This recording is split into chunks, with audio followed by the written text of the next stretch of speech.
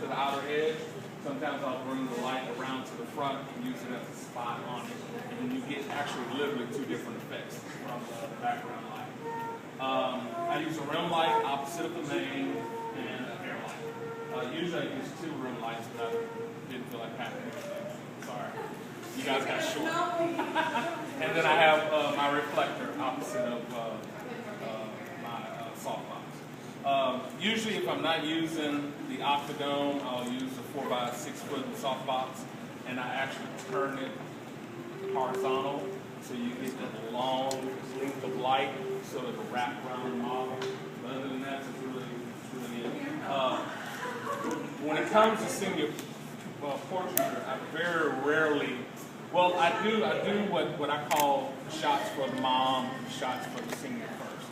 And then I practice and do different dramatic stuff. Now, typically my light is about 45 degrees because mom, grandma, auntie, they want the pretty pictures to hang on their wall of their 18-year-old girl that they've been waiting to grow up since this high. So all of the experimentation that you want to do the good stuff first and do your experimentation. So for her, what I like to do also, once I get them in a pose, I typically do about 2 or 3 shots of that pose.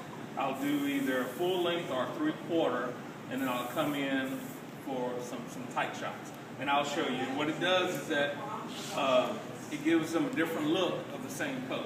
And I do a lot of going back and forth to the camera. I do a lot of different poses. I don't just do one pose and let them, y'all videotaping me? No. Okay. All right, but that's typically what I do when it comes to that.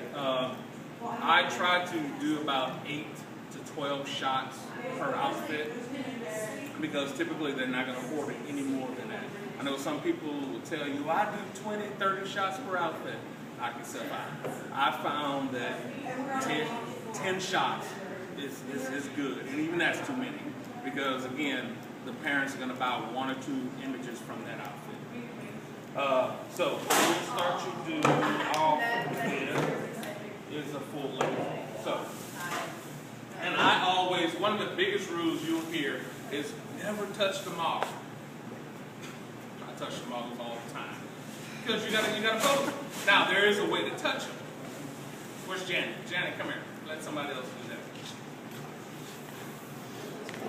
Let's pretend Janet is the model. Now what I won't do is I won't go and manhandle them and do this.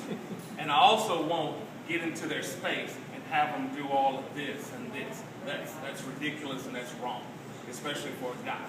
One of the 2 biggest things I will do, I use my fingers. I tell them this, or sometimes I'll be at the camera and I'll tell them this, this, or this, this. But if I do touch them, I'm using my fingers, I'm doing this, I'm doing this. So that's one of the big things. I never touch in this area, I never touch in this area. I don't go and say turn here, or I don't go and fix straps and anything like that. I usually have a female assistant with me, and of course mom is always in the room. If something needs to be done in that area, I let mom or my assistant handle it. But other than that, that's really it. There's nothing wrong with touching the models. I'll go in, I'll fix their hair, I'll do whatever is necessary, as long as you are respectful in what you do. But thank you. I didn't want to do all that to you, so that's what I'm doing. Okay, so first pose, I'm going to do sort of a full length. What I want you to do is when you sit down 4 on your hip and roll over like you're trying to roll out of bed.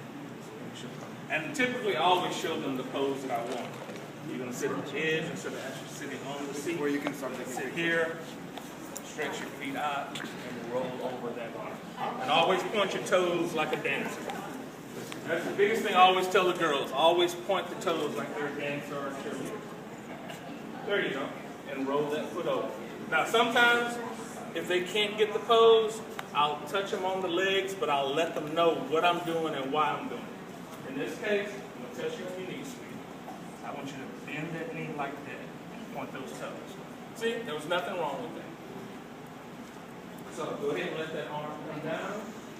this hand that go along your hip and give me space between your waist there. And that's the biggest thing. When you're posing girls, make sure there's space here. If there's space here, it gives them a pinch in their waistline.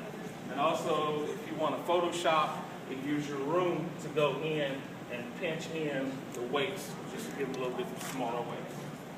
So, actually sit up. Right, I see it. Yeah, I know. Cross here for me. Lean as much as you can. Oh, yeah. So I gotta boil that too much more?